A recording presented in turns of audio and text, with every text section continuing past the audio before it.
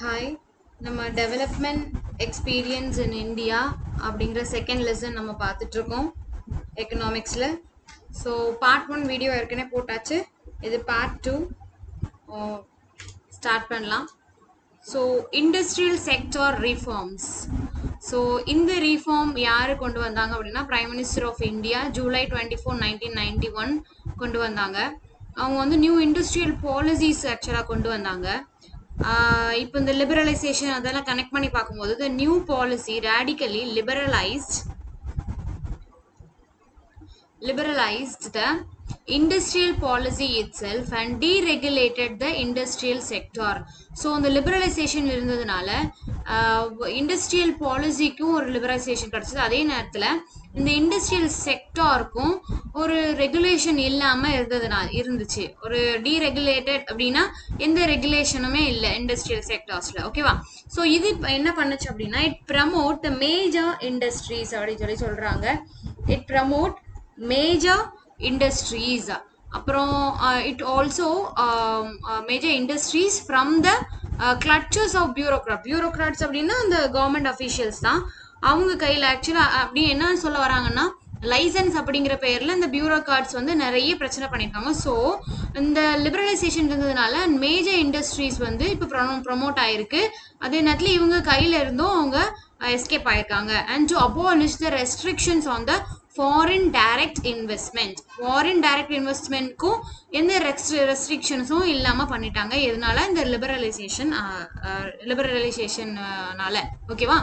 So இன்னும் என்ன ஆகுதுன்னா to liberate the indigenous enterprise. அதாவது இண்டிஜினஸ்னா நம்ம நாட்டுக்குள்ளாடியே நம்மளோட நேட்டிவ் இண்டஸ்ட்ரீஸ் வந்து to liberate the native industries from the restriction of MRTP Act. MRTP na Monopolies and Restrictive Trade Practices Act. Monopolies and Restrictive Trade Practices Act. ஓகேவா? இது 1969 கொண்டு வந்தாங்க இந்த ஆக்டை. இந்த ஆக்ட் வந்து என்னன்னா மோனோபோலிங்கிறது நம்ம வரிசையாக நிறைய டைம் பார்த்துட்டு வரோம். ஒன் மேன் அந்த டாமினேஷன் அந்த இதை ஒழிக்கிறதுக்காக கொண்டு வந்தது அந்த ஆக்ட். இப்போ இதில் ஏன் இது வந்து வந்துட்டு இண்டிஜினஸ் என்டர்பிரைஸ்லேருந்து அந்த ரெஸ்ட்ரிக்ஷன் ஏன் இவங்களை வந்து ஒரு வில்லன் மாதிரி சொல்கிறாங்க அப்படின்னா இந்த மோனோபோலி ரெஸ்ட்ரிக்ஷனை யார் ரெஸ்ட்ரிக்ட் பண்ணுவாங்க? இவங்க வந்து சிங்கிள் பர்சன், அதாவது ப்ரைவேட் செக்டாரை வந்து இவங்க வந்து ரொம்ப ரெஸ்ட்ரிக்ட் பண்ணுவாங்க இல்லையா? ஸோ இங்கே வந்து இவங்கெல்லாம் எப்படின்னா இந்த லிபரலைசேஷனால் வந்த இண்டஸ்ட்ரீஸ். ஓகே, அந்த இண்டிஜினஸ் என்டர்பிரைஸ் நிறைய இண்டிஜினஸ் என்டர்பிரைஸ் லிபரலைசேஷன் இருக்குது அப்படிங்கிற பேரில், அதாவது லைசன்ஸ் வேண்டாம் அப்படிங்கிற போது நிறைய இண்டிஜினஸ் என்டர்பிரைசஸ் வந்துச்சு. இப்போ இந்த எம்ஆர்டிபி வந்து அவங்க வந்து ரெஸ்ட்ரிக்ட் பண்ணுறாங்க. ஸோ இவங்ககிட்ட இருந்தும் இவங்க இப்போ எஸ்கேப் ஆகியிருக்காங்க. and to maintain a sustained growth in the productivity and employment.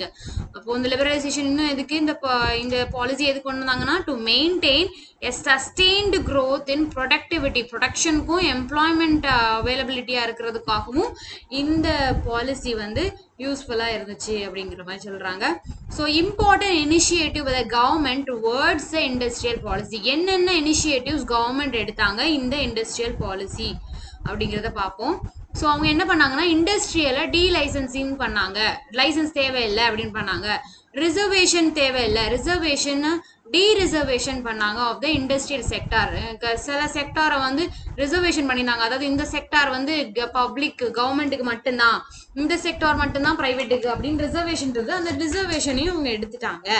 அடுத்தது வந்து என்னன்னா பப்ளிக் செக்டார் பாலிசி கொண்டு வந்தாங்க. அதாவது dereservation and reform of public sector PSEs. ஓகேவா?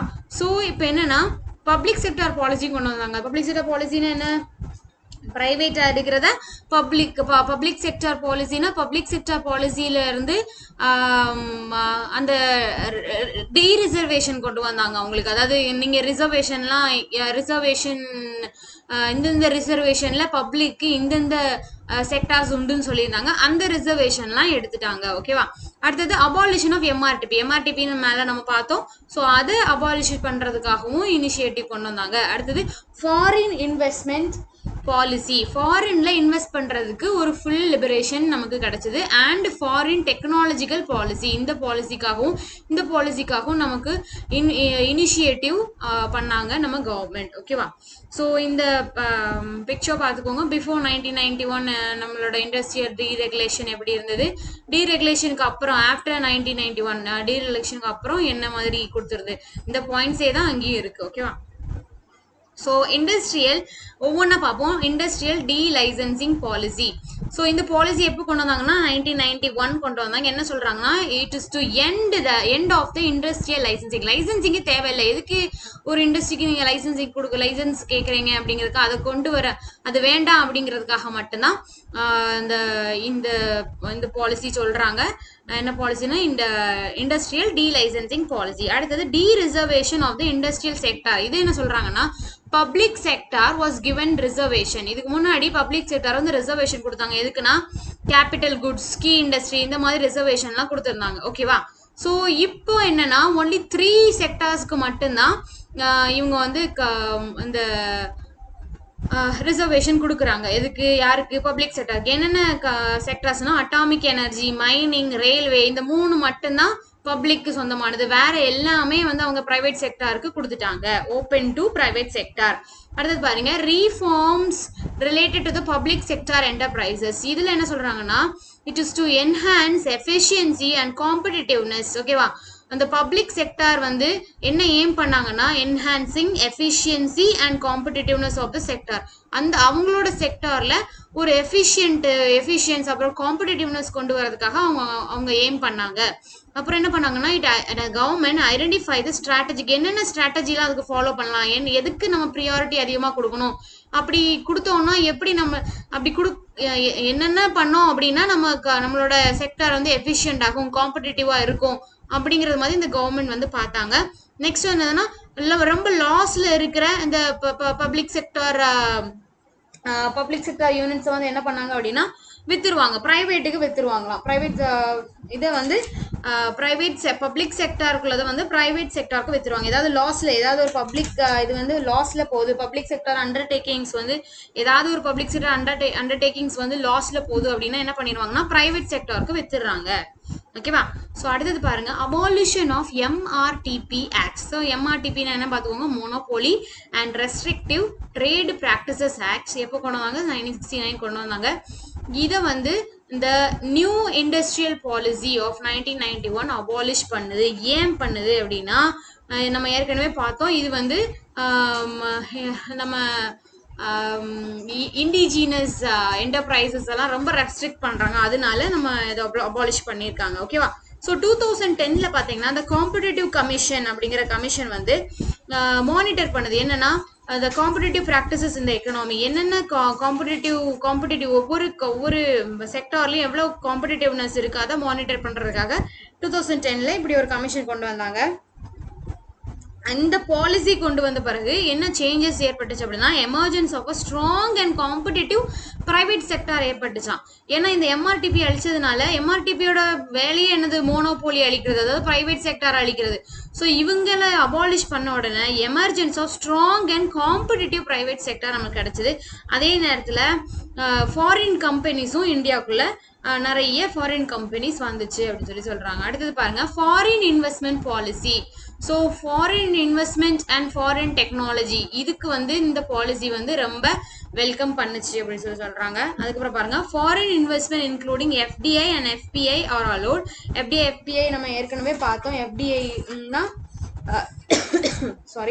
எஃப்டிஐனா ஃபாரின் டைரக்ட் இன்வெஸ்ட்மெண்ட், எஃபிஐனா ஃபாரின் போர்ட்ஃபோலியோ இன்வெஸ்ட்மெண்ட். இந்த ரெண்டு இன்வெஸ்ட்மெண்ட் பாலிசிக்கும் வந்து இந்த ரெண்டு ஃபாரின் இதுக்கும் வந்து இந்த 1991 பாலிசி வந்து ஹெல்ப் பண்ணுச்சு, வெல்கம் பண்ணுச்சு. அடுத்தது என்னன்னா, இவங்க என்ன சொல்றாங்க அப்படின்னா, government announce a specified list of high technology and high investment priority industries foreign direct investment FDI up to 51% கொண்டு வந்தாங்க. ஓகேவா? ஸோ எந்தெந்த இண்டஸ்ட்ரிலாம் ஹை டெக்னாலஜி இண்டஸ்ட்ரியோ, எந்தெந்த இண்டஸ்ட்ரிக்கெலாம் ஹை இன்வெஸ்ட்மெண்ட் தேவைப்பட்டுச்சோ இந்த இண்டஸ்ட்ரீஸ்க்குலாம் பெர்மிஷன் கொடுத்தாங்க. எதுக்குன்னா ஃபாரின் டைரக்ட் இன்வெஸ்ட்மெண்ட் பண்ணுறதுக்காக இது பெர்மிஷன் கொடுத்தாங்க. ஓகேவா? எது வரைக்கும்னா அப் டு 50% நம்ம வந்து ஃபாரின் பீப்புள் வந்து நம்ம ஷேரிங் வச்சுக்கலாம் அப்படிங்கிற மாதிரி அவங்க பெர்மிஷன் கொடுத்தாங்க. இந்த லிமிட் வந்து 74க்கு போச்சு. அதுக்கப்புறம் அதுலேருந்து 100% வரைக்கும் போயிடுச்சு. அதாவது 100% ஒரு ஃபாரின் கம்பெனி வந்து நம்ம கண்ட்ரியில் ஓன் பண்ணலாம் அப்படிங்கிற மாதிரியெல்லாம் கொண்டு வந்திருக்காங்க இந்த பாலிசி வைஸா. ஓகேவா? அப்புறம் என்ன பண்ணாங்கன்னா ஃபாரின் இன்வெஸ்ட்மெண்ட் ப்ரொமோஷன் போர்டு அப்படிங்கிற ஒரு போர்டு இருக்கு. இந்த போர்டு என்ன பண்ணும் அப்படின்னா to negotiate with international firms and approve foreign direct investment. அதாவது இவங்களோட வேலை என்னன்னா ஏதாவது இன்டர்நேஷனல் ஃபர்ம்ஸ் இருக்கா அது கூட பேசி உங்களோட ப்ளஸ் மைனஸ் எல்லாம் தெரிஞ்சுக்கிட்டு அப்புறம் அந்த இன்வெஸ்ட்மெண்ட்டுக்கு அப்ரூவ் பண்ணுவாங்க. இந்த மாதிரி விஷயங்களும் பண்ணிட்டு இருந்தாங்க.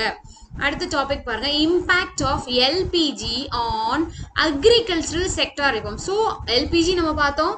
அடுத்தது LPG இண்டஸ்ட்ரி என்னென்ன இண்டஸ்ட்ரிக்கெலாம் எப்படி ஹெல்ப் பண்ணுச்சு அப்படி பார்த்தோம். இப்போ இந்த LPGயால அக்ரிகல்ச்சருக்கு என்ன யூஸ் இருக்கு அப்படிங்கிறத பார்ப்போம். இந்த மற்ற என்னதான் இண்டஸ்ட்ரிக்கெல்லாம் இண்டஸ்ட்ரி சர்வீஸ் செக்டாருக்குலாம் அது பெரிய க்ரோத் ரேட் கொடுத்தாலும் அக்ரிகல்ச்சருக்கு அப்படி ஒன்றும் இது ரொம்ப பெருசாக செய்யலை. ஏன்னா என்ன பாருங்க, இந்த டீசலரேஷன் தான் நடந்திருக்கு. அதாவது ரொம்ப மோசமா போச்சு அக்ரிகல்ச்சரோட growth rate because of this LPG அப்படின்னு சொல்றாங்க. அதாவது 1984 1985 டு 1995 1996ல நம்மளோட க்ரோத் ரேட் எவ்வளோ இருந்திருக்கு? 3.62 இருந்திருக்கு. ஆனால் 1995-96ல இருந்து 2004 2005 என்ன ஆயிடுச்சு பாருங்க, 1.97% கம்மி ஆயிடுச்சு பாருங்க. ஸோ இது டீசலரேஷன். அப்போ இந்த LPG வந்து அக்ரிகல்ச்சருக்கு எந்த விதமான யூஸும் பண்ணலை அப்படிங்கிற மாதிரி சொல்றாங்க. அடுத்தது பாருங்க, இது என்ன ஏற்படுச்சு அப்படின்னா டெப்னஸ். நிறைய ஃபார்மர்ஸ் வந்து இதனால என்ன ஆனாங்க அப்படின்னா நிறைய கடன் ஏற்பட்டுச்சு. இந்த கடனால கடைசியா நம்ம நிறைய பார்த்தோம் இல்லையா டிவியில, நிறைய பேர் சூசைட் பண்ணிக்கிட்டாங்க. அவங்களுக்கு இந்த LPGனால என்ன ஆச்சுன்னா எந்த விதமான யூஸும் ஏற்படலை அப்படிங்கிற மாதிரி சொல்றாங்க. ஓகே, அடுத்தது என்னன்னா கிராப் இன்சூரன்ஸ். கிராப் இன்சூரன்ஸ் எப்படின்னா அக்ரிகல்ச்சரில் இந்த கிராப் இன்சூரன்ஸ் எதுக்காக கொடுத்தாங்கன்னா agriculture in India highly prone to risk like drought and floods. ட்ராட்னு அவங்களுக்கு தெரியும் இல்லையா, ட்ராட் அண்ட் ஃப்ளட்ஸ் அந்த வெள்ளம் அப்புறம் வறட்சி. ஸோ இந்த ரெண்டு விஷயத்தை பொறுத்து தான் நம்மளோட அக்ரிகல்ச்சர் அப்படிங்கிறது நம்ம இந்தியாவோட அக்ரிகல்ச்சர் இருந்தது. ஸோ என்ன பண்ணாங்க அப்படின்னா the farmers to protect the farmers from natural calamities and to ensure their credit eligibility for the next season. So நம்ம வந்து இதை பொறுத்து தான் அவங்க இருக்கிறாங்க. அப்படிங்கிற போது கவர்மெண்ட் வந்து என்ன பண்ணணும்னா அவங்களுக்கு கிரெடிட் எலிஜிபிலிட்டி அடுத்த சீசனுக்கு அவங்க வந்து இந்த சீசன்ல அவங்களால மழை இல்லை, வெள்ளம் வந்துடுச்சு, இல்லை வந்து மழையே இல்லாமல் வறட்சி ஆயிடுச்சு அப்படிங்கிற போது அவங்கள பண்ண முடியல, அவங்கள கல்டிவேட் பண்ண முடியலனாலும் அடுத்த சீசனுக்கு அவங்கள இந்த பிரச்சனையிலேருந்து வெளியே கொண்டு வரதுக்கு நம்ம ஏதாவது ஹெல்ப் பண்ணணும் அப்படிங்கிற மாதிரி இந்த கொண்டு வந்திருக்காங்க. அதுக்கு நம்ம கவர்மெண்ட் கொண்டு வந்த ஸ்கீம் என்னன்னா பிரதான் மந்திரி ஃபாசல் பீமா யோஜனா அப்படின்னா prime minister graph insurance scheme. இது வந்து ஹிந்தியில இது இங்கிலீஷ்ல கொடுத்துருக்காங்க prime minister graph insurance scheme. So Pradhan Mantri Fasal Bima Yojana அப்படி வாஸ் லான்ச்ட் இன் 18 February 2016. எதுக்குன்னா கிரெடிட், அதாவது ஃபார்மர்ஸ்க்கு வந்து இப்போ கிராப் இன்சூரன்ஸ் கொடுக்குறாங்க. அதாவது இந்த டைம்ல வந்து அதாவது நீங்க கிராப் பண்றீங்க, கல்டிவேட் பண்றீங்க, திடீர்னு அது வந்து அழிஞ்சு போச்சு, மழை இல்லாம அழிஞ்சு போச்சு, மழையில அழிஞ்சு போச்சு அப்படிங்கிற போது உங்களுக்கு அதுல இருந்து இன்சூரன்ஸ் கிடைக்கும். அதுக்காக தான் இது கொண்டு வந்தாங்க 18 February 2016ல இருந்து. ஓகேவா? அப்புறம் என்ன பண்ணாங்கன்னா it envisages a uniform premium of only 2% to be paid by the farmers for kharif crop. So kharif crop க்கு இவங்க எவ்வளோ பே பண்ணணுமா, 2% பே பண்ணா போதுமா. அப்புறம் ரபி கிராப்ஸ்க்கு 1.5% இவங்க பே பண்ணா போதும் அப்படின்னு சொல்றாங்க. அதே மாதிரி ஹார்டிகல்ச்சரல் கிராப்ஸ்க்கு வந்து ஒரு 5% நீங்க வந்து ஆனுவல், அதுவும் இயர்லி நீங்க வந்து 2%, 1.5%, 5% பே பண்ணா போதும் அப்படிங்கிற மாதிரி இந்த ஸ்கீம்ல அவங்க கொடுத்துருக்காங்க. இதான் கிராப் இன்சூரன்ஸ். ஓகேவா? இந்த கோல்டு ஸ்டோரேஜ் பாருங்க, இது எல்லாமே வந்து அக்ரிகல்ச்சரை இந்த எல்பிஜினால பாதிக்கப்பட்ட அக்ரிகல்ச்சருக்கு என்னென்ன ஸ்கீம்ஸ் அவங்க புதுசா கொண்டு வந்தாங்க அவங்கள ஹெல்ப் பண்றதுக்கு அப்படிங்கிற மாதிரி தான் நம்ம பார்த்துட்டு இருக்கோம். இப்போ கோல்டு ஸ்டோரேஜ் பாருங்க, largest producer, we are the largest producer of fruits and second largest producer of vegetable. So நம்ம தான் first largest producer of fruits and second largest producer of vegetables. ஓகேவா? ஸோ நம்மளோட என்னதான் நம்மளோட per capita availability of fruits and vegetables வந்து குறைஞ்சிருந்தாலும் poor harvest நமக்கு இருந்தது. ஓகே, புவர் ஹார்வெஸ்ட் லாசஸ் இருந்தது. அதுக்கப்புறம் என்னன்னா அதுக்கப்புறம் oh my god, I'm sorry, poor harvest இருந்தது. ஓகேவா? தென் வந்து என்னன்னா losses of horticulture, poor harvest losses இருந்தது. அதுக்கப்புறம் 25 to 30% ஆஃப் ப்ரொடக்ஷன் வந்து வேஸ்டா போச்சு. ஓகேவா? இன்னும் என்னன்னா இது வெஜிடபிள் ஃப்ரூட்ஸ் அப்படிங்கிற போது நீங்க என்ன யோசிக்கணும் அப்படின்னா இது வந்து காலம்பூரா இருக்க போறது இல்லை, it is going to perish. ஓகேவா? ஸோ இது டைம் தான் அதை டிசைட் பண்ணும் அதோட குவாலிட்டியை.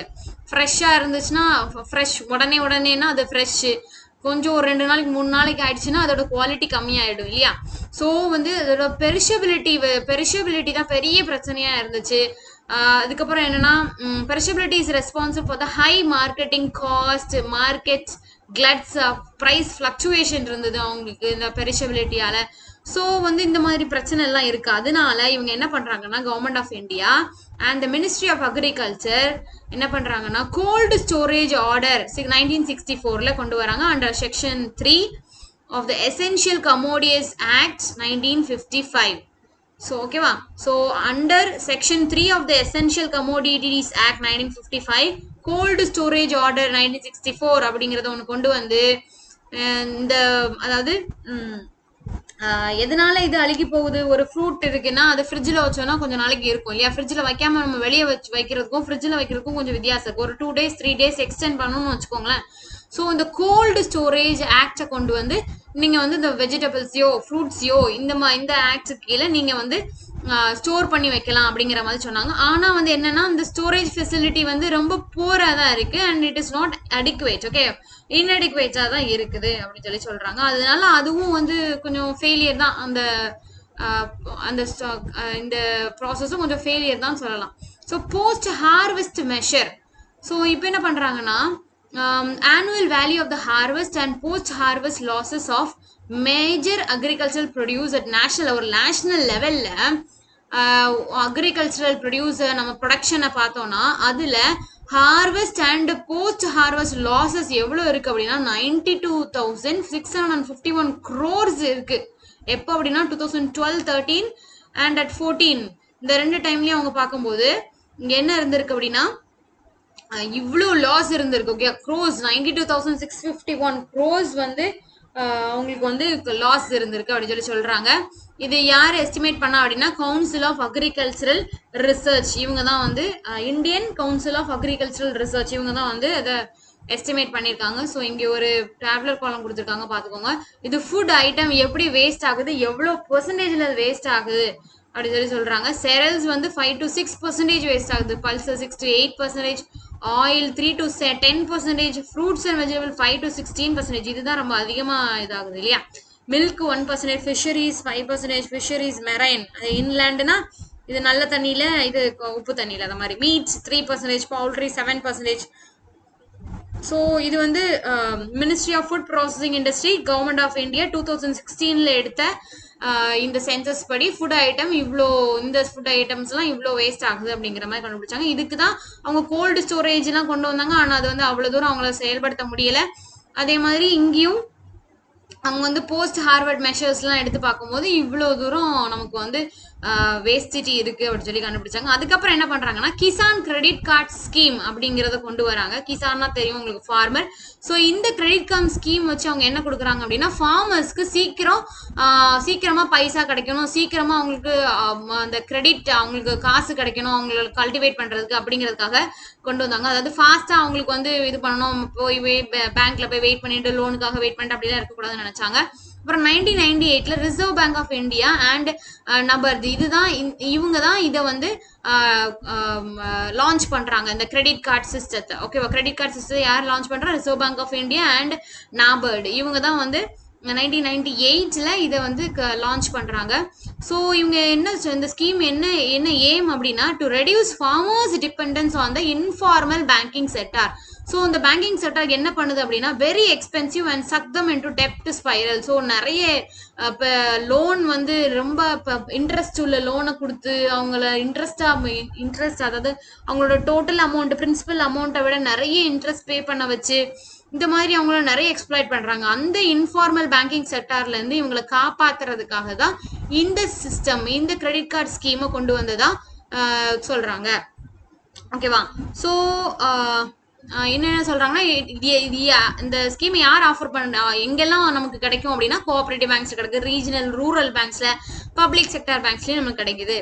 ஸோ இது என்ன பண்றாங்கன்னா இந்த கிரெடிட் கார்டு சிஸ்டம், இந்த கிசான் கிரெடிட் கார்டு சிஸ்டம் இதோட அதாவது இதோட ஒரு சக்சஸை பார்த்துட்டு they convert the Kisan credit card system into smart card cum debit card. smart card cum debit card இவங்க வந்து இதை கன்வெர்ட் பண்றாங்க. ஓகேவா, ஸோ இப்போ நம்ம நிறைய வேஸ்டேஜ் பார்த்தோம் இல்லையா, இந்த வேஸ்ட் நிறைய ஃபுட் எல்லாம் வேஸ்ட் ஆகுது அப்படிங்கிற பார்த்தோம்னா அந்த வேஸ்டேஜ் ஆஃப் அக்ரிகல்ச்சரல் ப்ராடக்டை எப்படி மினிமைஸ் பண்ணலாம், அதே நேரத்தில் போஸ்ட் ஹார்வெஸ்ட் லாஸ் அதாவது ஹார்வெஸ்ட்டுக்கு அப்புறம் வரக்கூடிய லாஸஸ் இதை எப்படி மேனேஜ் பண்ணலாங்கிற போது இந்த ministry of food processing industries இவங்க வந்து என்ன பண்றாங்க அப்படின்னா கொஞ்சம் ஸ்கீம்ஸ்லாம் கொண்டு வந்திருக்காங்க. என்னென்ன ஸ்கீம்ஸ் பாருங்க, மெகா ஃபுட் பார்க்ஸ் கொண்டு வராங்க, இன்டகிரேட்டட் கோல்டு செயின் கொண்டு வராங்க, value addition preservation infrastructure, modernisation of slaughter house, அப்புறம் scheme for quality assurance, codex standard, research and development and other promotional activities இந்த மாதிரி திங்ஸ் எல்லாம் கொண்டு வராங்க. எதுக்கு? அந்த போஸ்ட் ஹார்வெஸ்ட் லாஸஸ் இருக்கக்கூடாது, அதுக்கப்புறம் அந்த அவங்களுக்கு வந்து அந்த ஃபுட் எல்லாம் வந்து வேஸ்ட் பண்ணக்கூடாது, இதுக்காகவும் அவங்க வந்து கொண்டு வராங்க. ஓகேவா, so agricultural produce market committee. So agricultural produce market committee. So இவங்க வந்து எதுக்காக இந்த கமிட்டி எதுக்காக கொண்டு வந்தாங்கன்னா to trade in agriculture or horticultural or livestock products இதுக்காக கொண்டு வராங்க. ஸோ இதோட ஃபங்க்ஷன்ஸ் என்னன்னு பார்த்துருவோம். To promote the public private partnership இதுக்காக தான், to promote public and private partnership எதுக்காக இந்த அக்ரிகல்ச்சரல் மார்க்கெட்ல இவங்க ரெண்டு பேரோட பார்ட்னர்ஷிப் இருக்கணும், ப்ரமோட் பண்ணணும் அப்படிங்கிறது தான் இதோட ஃபர்ஸ்ட் ஃபங்க்ஷன். அடுத்தது வந்து பார்த்தீங்கன்னா to provide market led extension service to farmer, இதுக்காகவும் அவங்க வந்து அவங்களோட ஃபங்க்ஷனாக இருக்கு. அப்புறம் transparency in pricing system and transaction, ஒரு டிரான்ஸ்பரன்சி இருக்கணும், அதாவது என்ன எவ்வளோ விலையில நம்ம விற்கிறோம் இல்லை எவ்வளோ விலையில வாங்குறோம் அப்படிங்கிறது ஒரு டிரான்ஸ்பரன்சி வேணும், அதுக்காகவும் இது பண்றாங்க.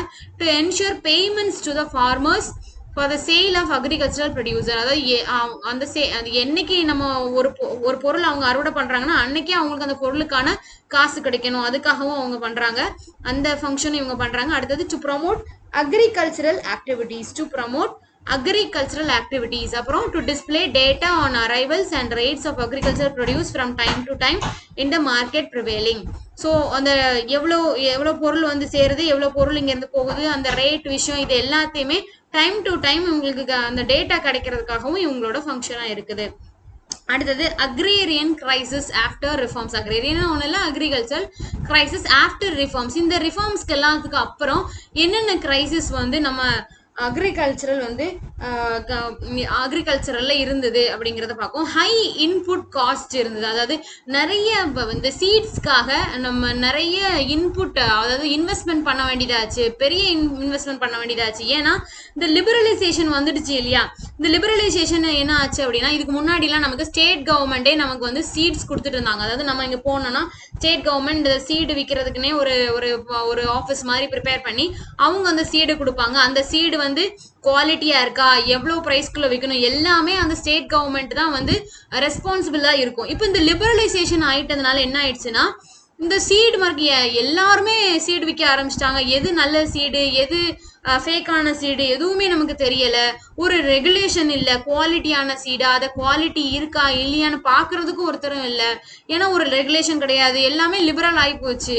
அது மாதிரி ஸ்டேட் கவர்மெண்ட் அவங்களோட இன்ஸ்டிடியூஷனை நிறைய க்ளோஸ் பண்ணிட்டாங்க. இந்த சீடுக்காக அவங்க யூஸ் பண்ண அந்த ஆஃபீஸ் நிறைய க்ளோஸ் பண்ணிட்டாங்க எப்போ 2003ல. ஸோ இதனால நல்ல சீடுக்காக நிறைய இன்வெஸ்ட்மெண்ட் பண்ண வேண்டியதாச்சு யாருக்கு, ஃபார்மர்ஸ்க்கு. அடுத்தது பாருங்க, கட் பேக் இன் அக்ரிகல்ச்சரல் சப்சிடிஸே அவங்க கட் பண்ணிட்டாங்க இந்த லிபரலைசேஷனால. இப்போ என்ன ஆச்சுன்னா என்ன பண்றாங்க அப்படின்னா, mixture of traditional crops to export oriented cash crops. முன்னாடி அவங்க ட்ரெடிஷ்னல் கிராப்ஸ் ஆக்சுவலா இந்த ஃபார்மர்ஸ் விதைச்சிட்டு இருந்தாங்க. இப்போ என்ன பண்றாங்கன்னா அவங்க கம்பல் பண்ணி நீங்க கேஷ் கிராப்ஸ் இது பண்ணுங்க, இது வந்து எக்ஸ்போர்ட் குவாலிட்டி, இதை பண்ணீங்கன்னா உங்களுக்கு நிறைய கிடைக்கும், இப்போ நிறைய ப்ராஃபிட் கிடைக்கும், எக்ஸ்போர்ட்லாம் பண்ணலாம், அதில் நிறைய நமக்கு ப்ராஃபிட் கிடைக்கும் அப்படின்னு சொல்லி இந்த சில், காட்டன், டொபாக்கோ இந்த மாதிரியான கேஷ் கிராப்ஸை விதைக்க சொல்றாங்க. இது இன்னும் என்னாச்சுன்னா இந்த லிபரலைசேஷன்ல சப்சிடி வந்து ரெடியூஸ் ஆயிடுச்சு. எதுக்குன்னா இந்த பெஸ்டிசைட், ஃபெர்டிலைசர், எலக்ட்ரிசிட்டி இந்த மாதிரி விஷயத்துக்கெல்லாம் முன்னாடி வந்து சப்சிடி கொடுத்துட்டு இருந்தாங்க. ஓகே, ஒரு மானியம் மாதிரி கொடுத்துட்டு இருந்தாங்க. அதாவது நீங்க இவ்வளவு பே பண்ணா போதும் அப்படிங்கிற மாதிரி மானியம் கொடுத்துட்டு இருந்தாங்க. இப்போ இந்த லிபரலைசேஷன் வந்ததுனால அந்த சப்சிடியை தூக்கிட்டாங்க. ஸோ என்ன ஆச்சுன்னா பிரைஸ் வந்து 300%, உங்க 10% 20% இல்லை 300% வந்து இன்க்ரீஸ் ஆயிடுச்சா பாருங்க. ஸோ இது எல்லாமே வந்து பெரிய பிரச்சனை இல்லையா. ஸோ அடுத்தது பாருங்க, reduction of import duties. So என்னாச்சுன்னா இந்த ஓப்பன் இண்டியா மார்க்கெட்ல liberalisation reforms also withdrew tariff and duties on imports.